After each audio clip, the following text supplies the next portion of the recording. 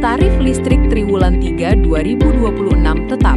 PLN siap jalankan kebijakan pemerintah dan jaga kualitas layanan ke masyarakat.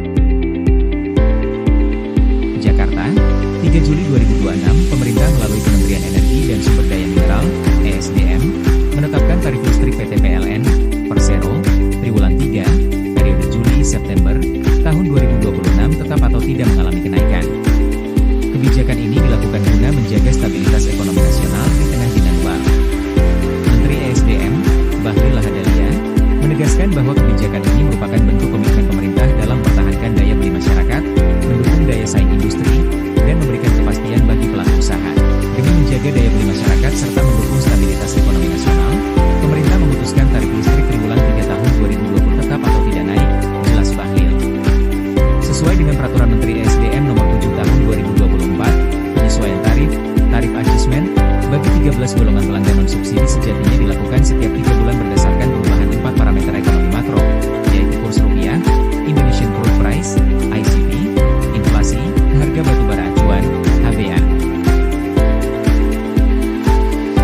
Untuk triwulan 3 tahun 2026, parameter yang digunakan merupakan realisasi periode Februari-April 2026 yang mencatat kurs sebesar Rp16.959.32 per USD, ICP sebesar USD 96,12 rupiah per barel, inflasi 0,21%, dan HBA sebesar USD 70 dolar per ton, sesuai kebijakan Domestic Market Obligation atau DMO batubara. Meski secara formula terdapat potensi perubahan tarif, pemerintah memutuskan untuk mempertahankan tarif listrik guna menjaga stabilitas ekonomi nasional. Bahlil menambahkan, selain untuk pelanggan non-subsidi, kebijakan ini juga berlaku bagi 24 golongan pelanggan bersubsidi yang juga dipastikan tidak mengalami perubahan tarif listrik, seperti pelanggan sosial, rumah tangga miskin, bisnis kecil, industri kecil, hingga pelaku usaha mikro, kecil, dan menengah (UMKM). Pemerintah berkomitmen menghadirkan listrik yang andal, terjangkau, dan berkeadilan. Kebijakan tarif tetap ini menjadi bagian dari upaya menjaga stabilitas ekonomi, sekaligus memastikan layanan kelistrikan tetap berkelanjutan, ucap Bahlil.